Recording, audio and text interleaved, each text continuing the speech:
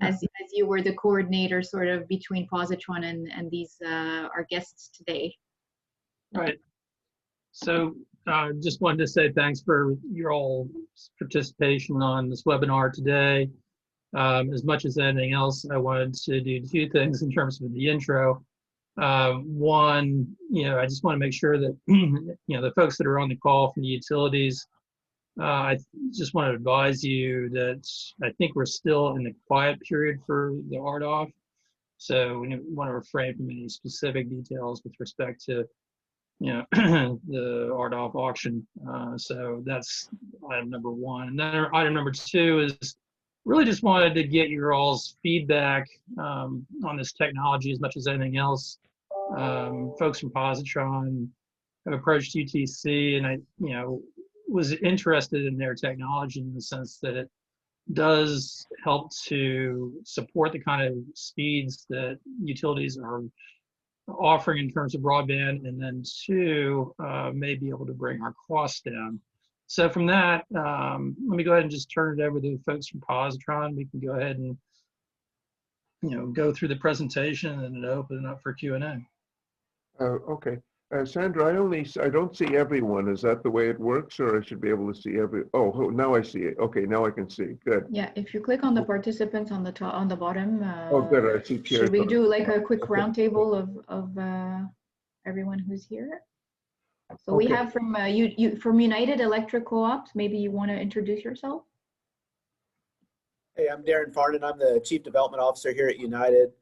On the UTC Broadband Committee, obviously, work with Brett. Lee's on there as well, which he'll be introduced himself. And then we also have TJ Plumley on. He's one of our field he's our field service manager. And we've actually ordered some of the Positron equipment in. We're still in the testing phase right now, just kind of in our knock. So we're just looking at it, but we've really opened up a lot of MDU properties over the course of the last 6 to 12 months. And so it would be a big benefit for us in those type of markets, especially. Perfect. Thank you. From Mid Carolina Electric Co-op, Lee. Good afternoon, folks. Thanks for inviting us. I'm Lee Ayers with Mid Carolina Electric Co-op. I'm Vice President of Engineering. And what really intrigued me was that an MDU solution. We're very close to getting started trying to service some MDUs and have really been scratching our heads. So hopefully we're going to find out some really enlightening information today. Okay, great. Then the last utility is Douglas Fastnet. So Todd or John? My name is John Brainberg. I'm the Chief Information Officer for Douglas Fastnet. We're a wholly owned subsidiary of Douglas Electric Cooperative. And we're serving primarily Oregon area. We currently have quite a few deployments, both standard, fiber to the home and some MDU. We don't have a lot of large MDUs in our area, but always looking for technologies to be able to do that in a more cost-effective way. Okay, perfect. So from Positron, there's myself, Mr. Weiser, and Pierre, do you want to say a couple words? Pierre and Peter? Yeah, thank you, Sandra. So Pierre Trudeau, I'm the President and CTO of Positron. So Well Reg will do the main introduction to the solution. I'll be there to answer any more detailed questions you may have, and I'll take you through a few slides to just cover how we are fitting into RDOF. We understand of the quiet period, so if you feel you cannot answer questions I may bring, just say so, and we'll just share what we have presented to other parties like you that have taken part in RDOF and how they can expand the toolbox to serve the living units in the different census blocks where you're getting RDOF money.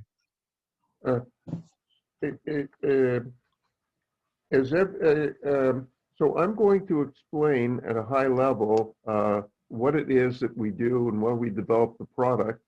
And Pierre will go into more technical depth as needed, and Pierre will completely take over the presentation as we get to RDOF. But essentially, what we did is we came up with a unique methodology. It's part of an ITU standard, but it's far more robust than the technology, the BDSL2 technology, that enables us to be able to get gigabit speeds over telephone pairs at long distances and also over coax. There was a technology that was of interest to people before called G.fast. That technology had its limitations, and it didn't have all the noise cancellation capabilities and stuff in the software that we have here, that with vector boost and cancellation, that makes this possible. And people didn't really believe it was feasible. And that's why we offer free units to try, free trial units and so forth. Essentially, before going into some of the different areas, just a little background on us. We've been around for 50 years. We've been, as you can see, we've been very active, and we've been dealing with many carriers for many, many years. We have 220 telecom customers, like carriers, and we have a number of distributors.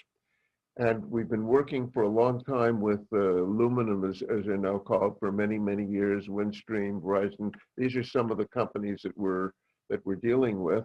And this is a product that is physically working in the field over coaxial and over copper pairs. We've got satisfied customers, a lot of references. And I thought to first, before going into what we're doing, that to give you an idea, so before going into the product, this is what G.fast did a while back, or was supposed to do. It hasn't really done it very effectively at this curve. This axis is the speed. Like we start off at something like 1.7 gig, and we decrease as we go further in distance in terms of the bandwidth offered. So to give you an idea, on a single pair over here, we can deliver a gigabit. This is 1 gigabit at 500 feet. In most places, you have 2 pairs. So with 2 pair, we can go 820 feet. And if you go further out to say to this distance over here, which is about 2,300 feet on copper pairs, will still give you 200 megabits. And we're talking virtually symmetrical bandwidth. That's over copper pair. By the way, you can feel free to ask questions anytime as we're going along. This is how we perform over coax. This is the inexpensive type of coax that you get in hardware stores. This is 1 gigabit. You'll get it at about 1,000 feet. And if you use a type of like RG6, which is what you normally find in buildings, we effectively will give you that at 2,600 feet. So this is very good. And this gives you an idea of the technologies, the competitive technologies that are out there. G.fast was the great wonder that hasn't really worked very well with carriers and had its limitations and interference. It was more costly, and also didn't give you the bandwidth. DOCSIS, this is cable technology with the using coax kind of thing. And there you have a problem in the sense that you can't get very good upstream, like 200 megabits, you can't get symmetrical, and it's also much more costly than us. Our product, this is what our product is the GAM, which gigabit access. Obviously, the best way to go is fiber. Whenever you can go fiber, you can always get more. You can get 10 gig than that. And so if you're building a new structure, if you're going to a new building, if you're doing in-building wiring, you obviously should go fiber right at the start. Most buildings, like 90% of them, are older than 10, 15 years, and so they have either copper or coax or both, and it's very expensive to change it. So we came in, and we can basically, if you can bring fiber, bring fiber to the building, or fixed wireless bandwidth to the building, or it could be a distance away from the building, we'll deliver it the rest of the distance to give you a gigabit to each subscriber, saving substantially on dollars. This shows you how it just hooks up. These are an example of some 24-port units. There's a coax unit, and this is a telephone pair unit.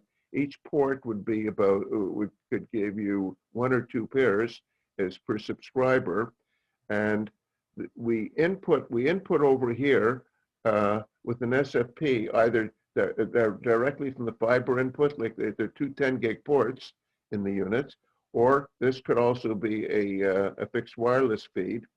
And essentially we go the full distance over the copper pairs or over the coax to the residential gateway.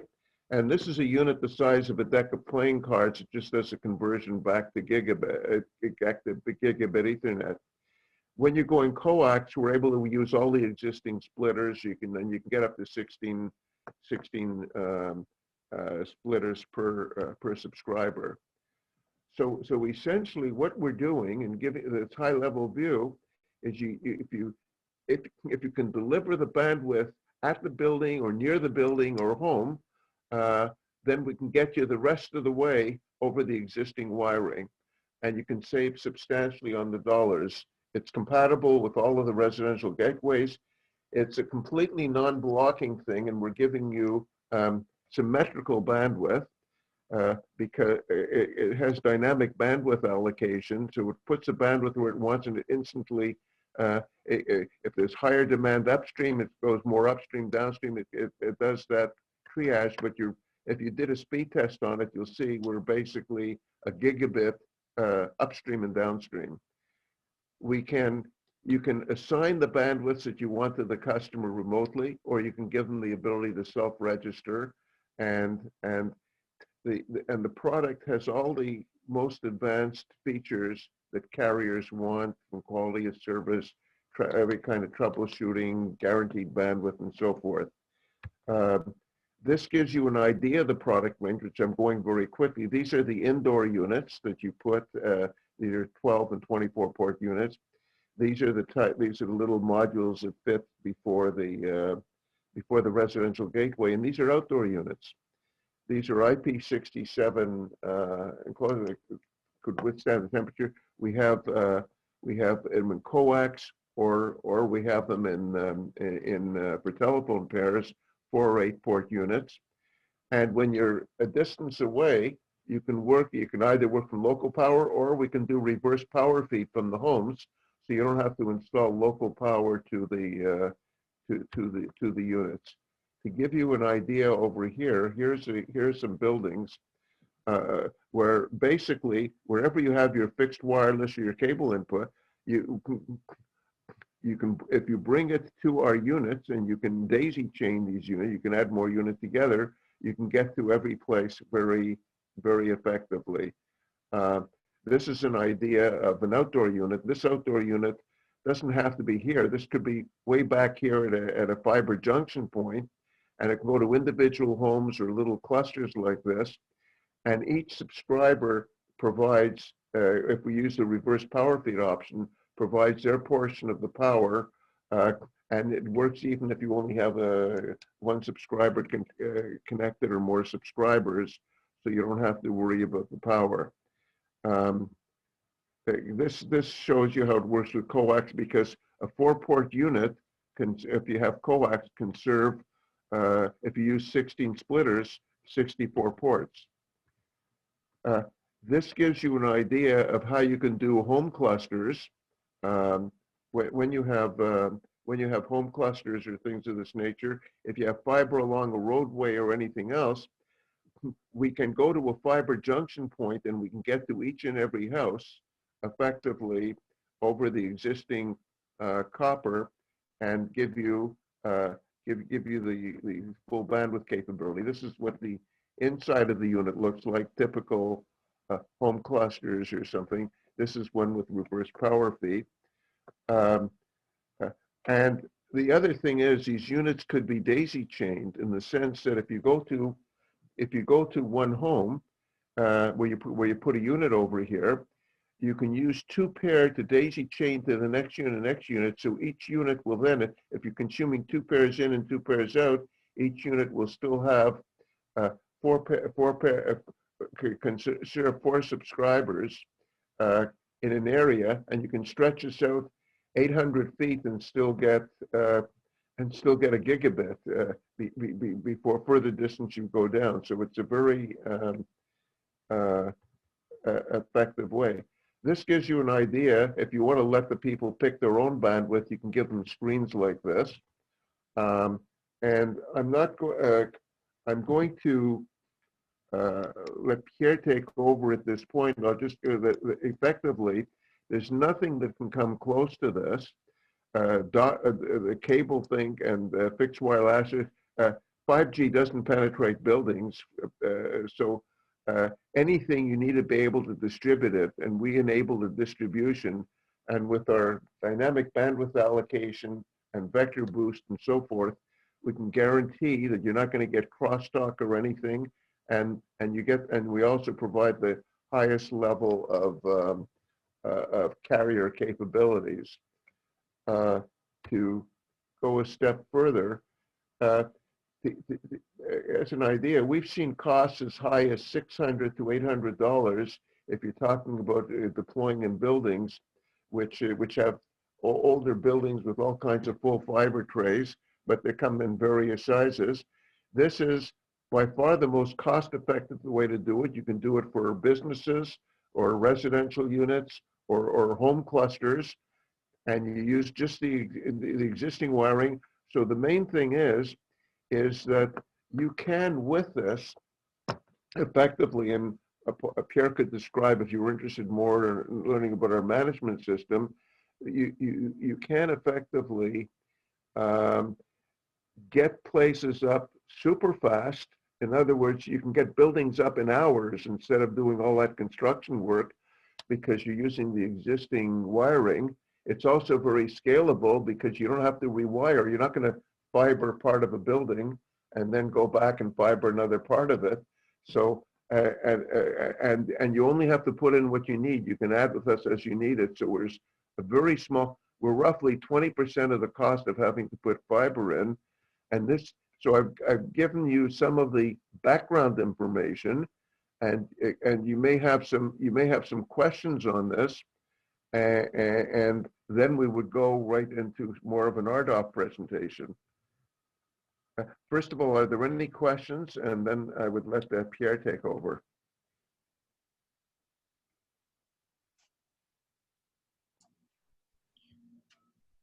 Do you understand the concept? Any questions, folks? I don't know, this is John. I don't know if we'll cover this a little bit later, so I don't want to jump in too early, but I was kind of curious on, does the management software for the head-end device support any sort of performance testing?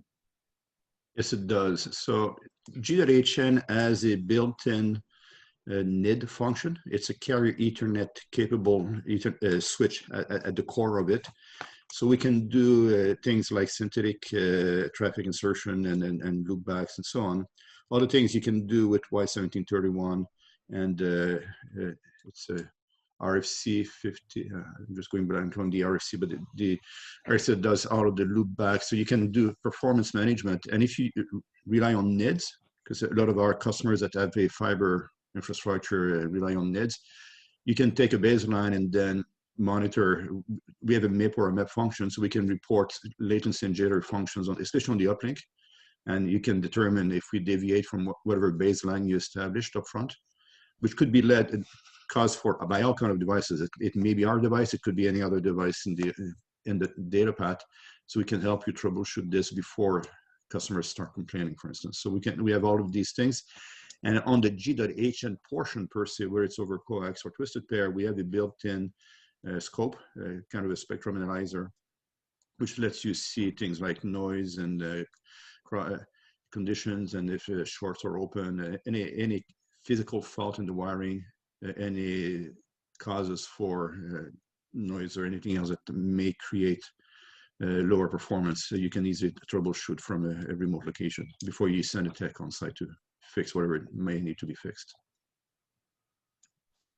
Okay, thank you. I guess next question also is, do we have to deploy with your product filters at the customer side, and especially if they're using voice? No, we don't. So if we run on copper, G.hn starts at 5 megahertz and above, all the way to 200 megahertz. So we can cohabit with POTS. Rich, can you go back to the product slides when we have a picture of the products? So we have one of our endpoint devices a couple more. That so the device stop. So if you look at the device kind of near center, the one next to the second row of equipment from the left, it's something we call a G1001. That's the device that converts G.hn back to gigabit Ethernet. And in the front, so there we see the front. In the back is the gigabit Ethernet port. So on the front, the rightmost connector is G.hn and potentially POTS services, so traditional telephony. And then we have a POTS splitter built into the device, and the middle connector would connect to your regular telephone wiring in the home for telephony services. And that works that if there's a power outage, for instance, the telephone service stays up. So for all of the 911 conditions are met in that case. We also, if you do voice over IP, then also there's no need for any of these POTS splitters. You just need an IP phone at the end of the day, or a CPE that has a FS0 output. Sure, thank you. Okay. And when we run on coax, the same thing applies. Normally, we don't run alongside DOCSIS, but we may see cable TV signals. So as long as the signals for the TV channels start above channel 23, we're good. There's no overlap, and we can run any number of analog or digital TV stations on the coax, use the standard decoders, and have the gigabit speeds on the same infrastructure. And one thing that I think Reg touched upon it briefly is when we run on coax, we don't have a limit of upstream bandwidth. Actually, the same applies on telephony, on telephone wiring. So we can have gigabit speeds uplink and downlink. We're not limited the way traditional DSL is or DOCSIS, where you have about 5 to 10 times more bandwidth downstream than upstream. In the case of G.hn, it dynamically balances out between upstream and downstream to match customer traffic. So like today, we're doing Zoom sessions, so there's a lot of uplink, at least from Reg presenting right now. And it's okay. It just adjusts dynamically as required. So any other questions? Okay, so Reg, if you relinquish, if you give me the ability to share my screen, I'm gonna. Yeah, I'm going to stop sharing and I'll let. Okay.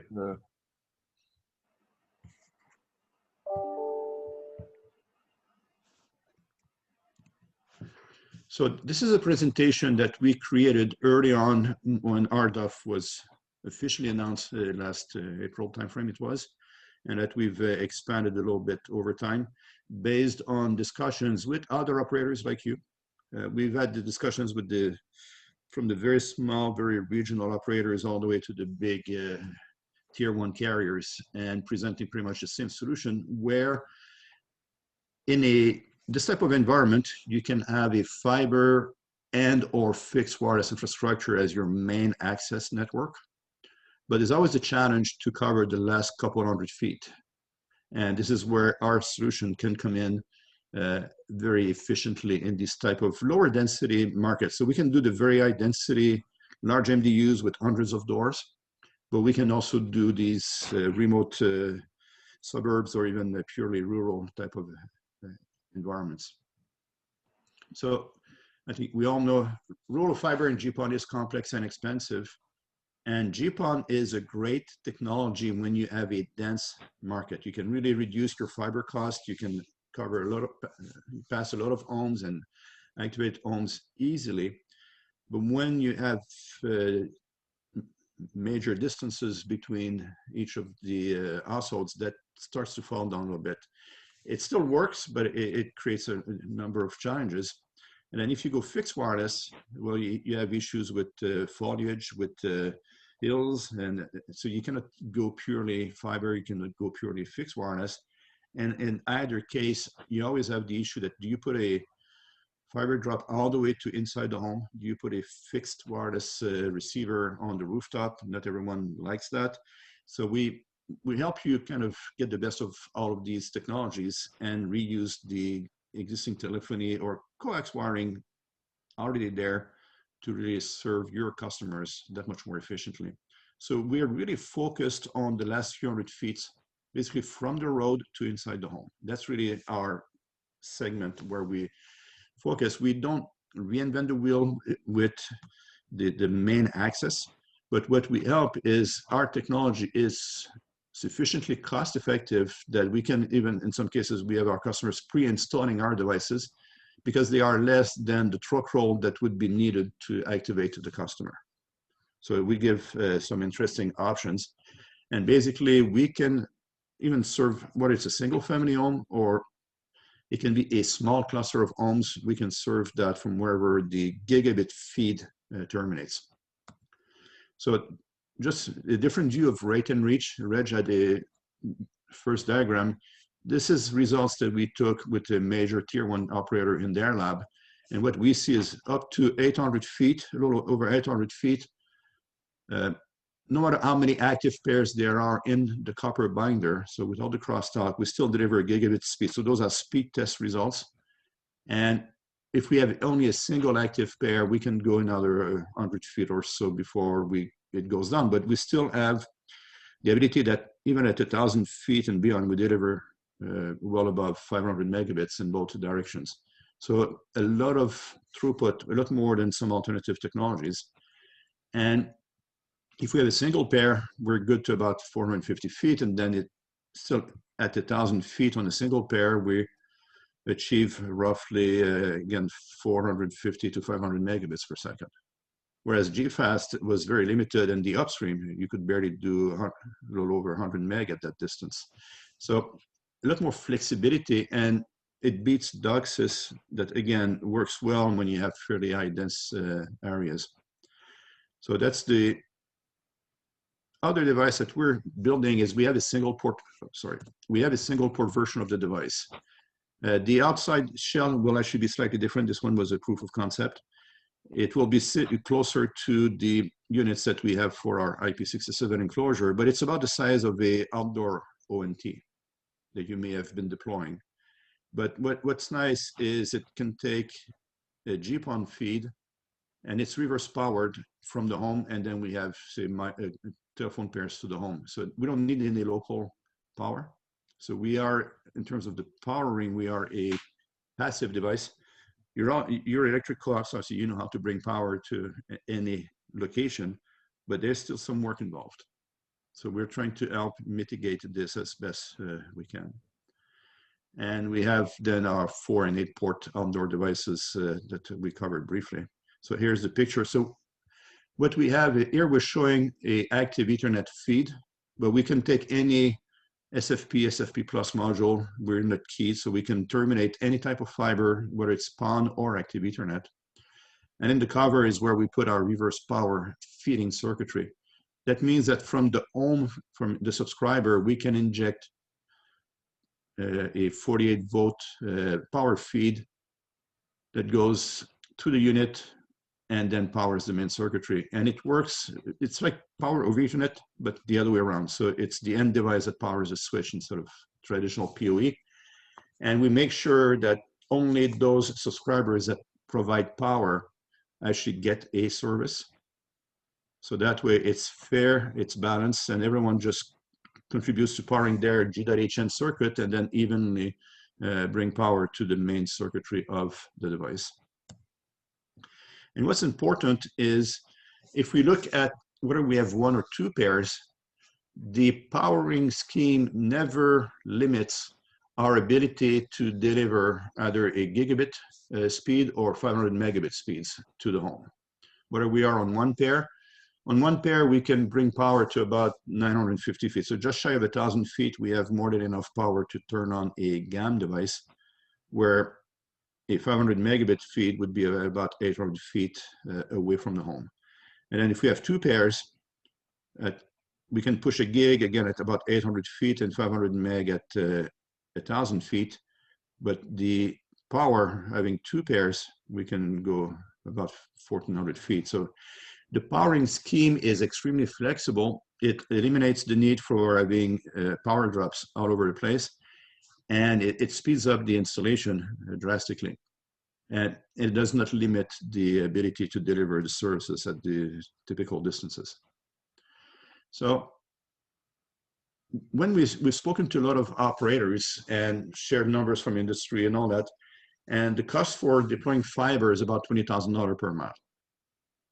And if you have 10 to 15 ohms per mile, so you have 1,300, 1,500 is the range for average cost of fiber, but very often we see in remote communities that the density is half of that, and therefore the cost per ohms goes way up, $2,500 to $4,000, and then is about another $600 to get to the front door of the home and another $250 to enter the home.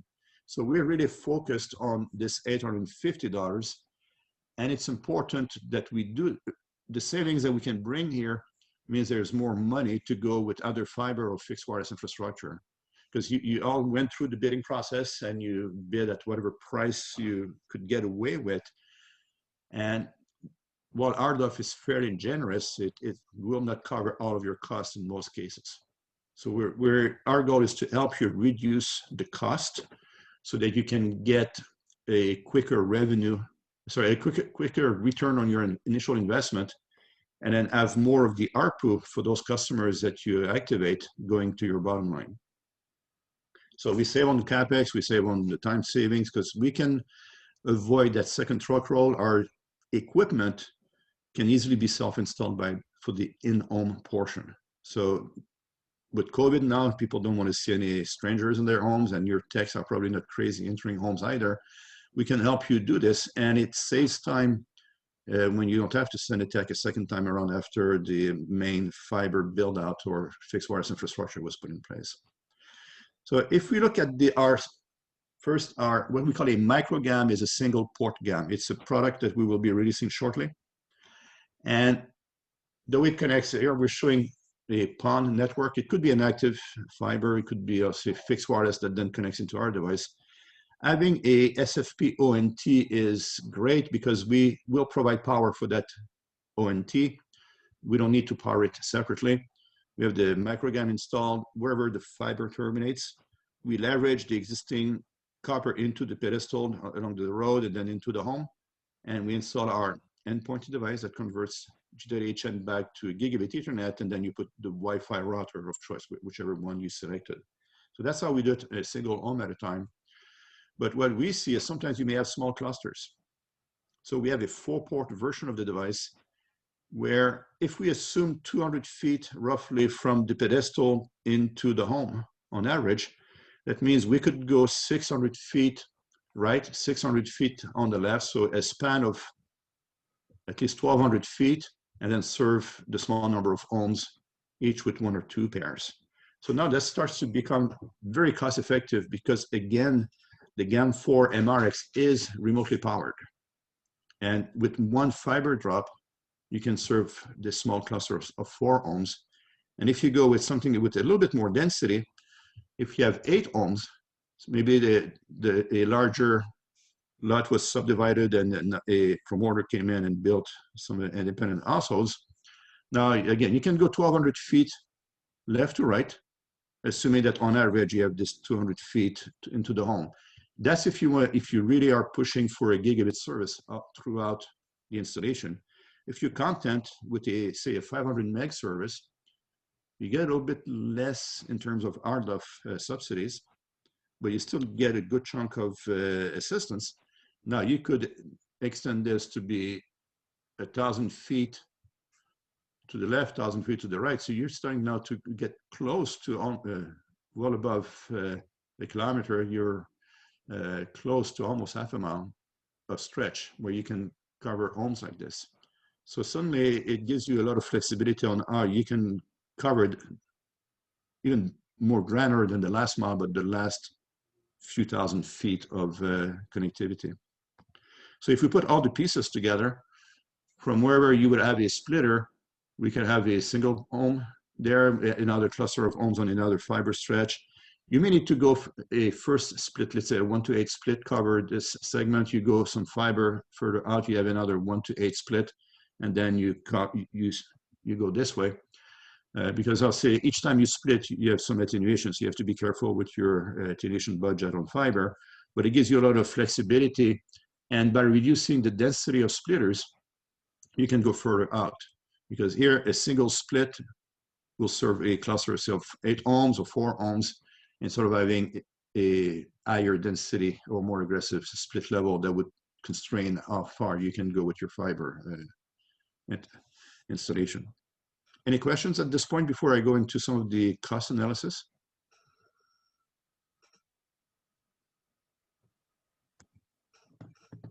Okay, so well, this is a very similar summary to what Reg provided, so I'll skip on this one. So usually where people start to ask more questions is, if I have a single family home, we take for granted that the if you're based on fiber, that the fiber along the road is a sunk cost, whether you you activate at home or not. It's there, it's part of your investment, and that's part of RDOF to cover these regions. So a number of $600 to bring fiber from the roadside all the way to the front door, it seems to be reasonably average. And then inside the home, there's about $250 worth of work, whether you go through the attic or put a hole through the wall or through the basement. It's about $250. The ONT all in is about $175. You don't need an Ethernet bridge the way we do for G.hn, but you have about $1,000 of investment. If we just worry about ohms passed, and we just install a micro GAM and connect it to you can connect it to the copper pairs, but you're not yet terminating the service. It's about $250 all in, because you have to terminate the SFP ONT, which is a bit more expensive than a standalone ONT, but easier to deploy and operate, and the microgam itself. So you save about 42%. But when you go and activate, what you need is to bring the same SFP, so it's the same duplicate cost of $175. You don't do any additional fiber. And the G.hn bridge is about $99, so you're now saving about 56% versus a pure fiber approach. Where it gets really interesting is if we do a 4 ohm cluster. On the left side, it's the same cost because you have to have a fiber drop per door, so no changes.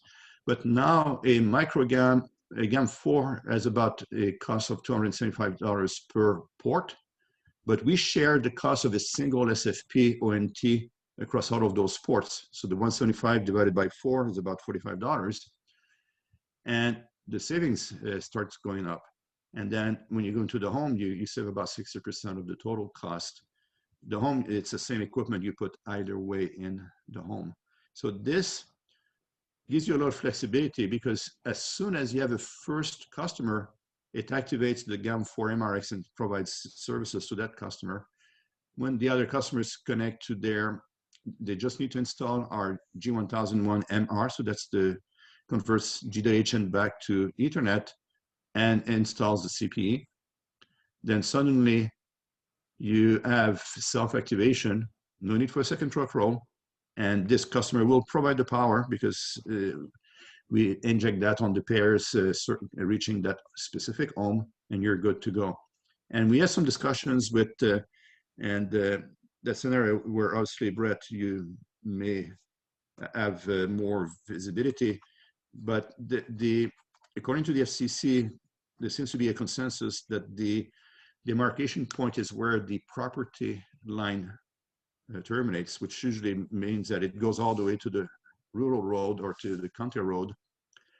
And whatever copper is on that land all the way into the home belongs to the homeowner or to the farmland owner. So anyone can use that copper, not just the ILEC that may have put it in whenever. So it gives a lot of flexibility on how you can complement your fixed access infrastructure, whether it is fixed wireless or fiber-based. Then if we do with an 8-port device, the same recipe, this time though the savings can easily exceed 65% per ohms passed and 70% for ohms activated. So those are hard to beat. And even if some people say, well, okay, well, it's not $600, it's $500 to bring fiber to the door, we're still significantly more cost effective. There's nothing that is more cost effective to date than using G.hn. So that was a quick view of how we handle RDOF. Let me just bring it to this summary slide here. So any questions? I know I went fairly quickly. You may want to digest this, but we'd be happy to share the presentation with you and have any questions you may have, answer any questions you may have now or in the future.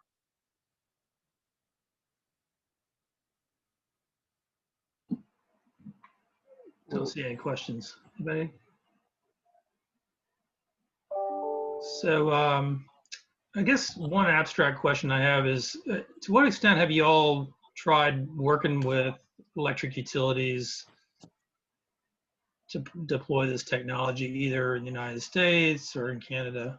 We've done some work in the United States. We have worked with electrical co-ops with the Positron Power Division that provides protection for high power issues, safety. Reg can better describe it. It's not the part of the business I'm more familiar with. Over 100 power utilities in the States, and basically the area of business has been to provide protection for communication circuits or isolation communication circuits coming in on wire lines into substations where we retransmit across an air gap for safety reasons. And we also have other products and other dealings with power utilities.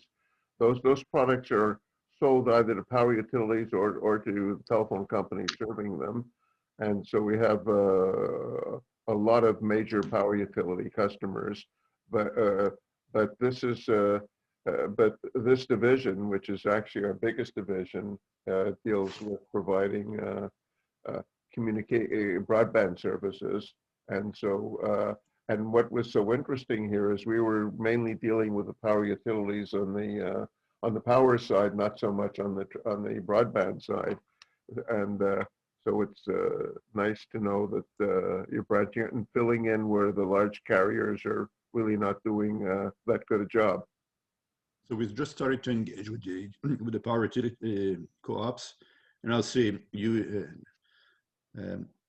UEC has started to test our GAM device recently. So we're starting to engage, but we see that I think there's a good fit, and we just want to get closer to the membership of the UTC because we think that we have a nice toolbox to complement what you're already doing with fiber in your network. Because fiber is great, but it's not the answer to every single challenge. So we help you get more out of your fiber, especially where fiber gets the really, really expensive portion of the fiber, the last few hundred feet. That's where we shine, really. Gotcha. The only other question I had was just, okay, so if the devices are basically powered off of the coax or the twisted pair, does that present sort of a barrier when you're working with the utility? Because you're not lighting up the same line, right? I mean, so. Well, they can be locally powered as well. Okay. Even the outdoor version can be locally powered if there is an AC or DC feed easily accessible. I guess the remote powering message is mostly for the non-electric utilities, the smaller ISPs, LECs that have to pay someone to bring power to that location. Gotcha. In your case, if you have an easy access to the power, then all of our devices that are reversed powered can also come in a configuration that is locally powered. And all we need is a 48 volt DC source. So that's easy for us to operate one way or the other. We have significant reference. We can give you tons of references and customer stories and so forth. And the performance is rock solid, irrespective of whether we use our telephone pair version or our coax version of product. And we'd be very happy to let you try it. Okay.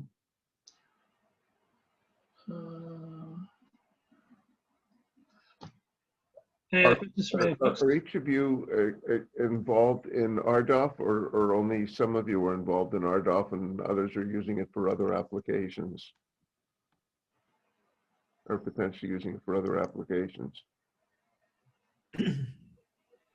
I don't think we can really speak to that, but I will say that we have applications that would be usable for rural applications. Right, because obviously this rural, the diagrams I have on my screen now is not limited to RDOF. There is a challenge outside of RDOF subsidized areas where you need to put more bandwidth, and right now you're challenged. We're actually working with a large tier one that wants to have a hybrid fixed wireless and G.hn solution over their existing copper outside plant. So they want to have point to multipoint fiber drops to sort of go across a river, whatever the obstacle that makes fiber very challenging, and then use the existing wiring. And we have a daisy chain mode. Reg showed it briefly. We can create kind of a hub and spoke piece. So you can go into a new development area, drop your whatever fixed wire, whatever broadband access gigabit feed that you have, and then we can have a first GAM connect to another GAM that then serve households. So it's not just a GAM going to an household the way a traditional DSLAM does or a OLT does, because G.hn is homogeneous in terms of the technology, whether you're at one end or the other of the link. We have this daisy chain capability that allows us to be creative in reusing existing infrastructure, both as a transport and as an access network. So it gives you lots of options when you try to go into a new neighborhood where you don't want to go immediately with a massive build out. You can go with a single drop if you're doing fixed wireless, do a first drop, get customers connected, and then over time you may overbuild with whatever you can get ready for fiber, but that's 2 years out, or you can have a bit more of a mesh infrastructure, for instance, to provide redundancy and provide initial coverage. But we can get you going very quickly with good bandwidth, and that's to replace cases where the only alternative would be a remote DSLAM that can push maybe 25 meg down to a customer, and that's it, and only 3 meg up, which nowadays is no longer enough. So we're not limited to RDOF, but when you have RDOF money, we can help you get the most out of the subsidies that you'll be receiving.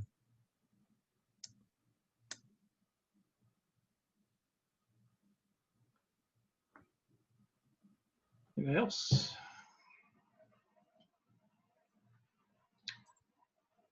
Sounds like no. So why don't we do this? Why don't we go ahead and adjourn, and then plan to circle back after we've had a chance to talk. But I do want to thank the folks from Positron for being able to provide this presentation and answer any questions that we have. And with that, I don't know if you all had any final remarks before we go to adjourn. We can send you documentation. We can send you presentations, published magazine articles, customer cases, but data sheets, like whatever you want. We can send and it. we have a try and buy program. So either Reg or Peter, who's turned off his camera now, but we can help you with getting trial units for your lab, or if you want to go into a friendly live deployment, depending on whatever capabilities you have. We can help you do this, because although it's a technology that's been around for a while, it's a new solution for a lot of people, and people nod their head and say, yeah, you get a fantastic story, now show me. So we're more than ready to put our money where our mouth is and help you get up and running, and then kick the tires and really get to appreciate for yourself how well it works into your network. Great. Anything else? All right. Hey, Brett, I just want to make sure, I know this is recorded. Would there be a chance will we get a copy of the recording? Not this. Yes, I'll share a copy of the recording and also the slides. Great, thank you.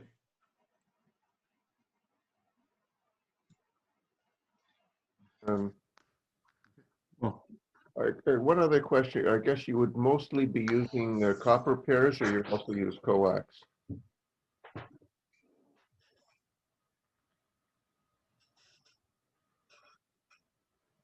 Any folks want to comment on that one? DFN would primarily be copper pairs.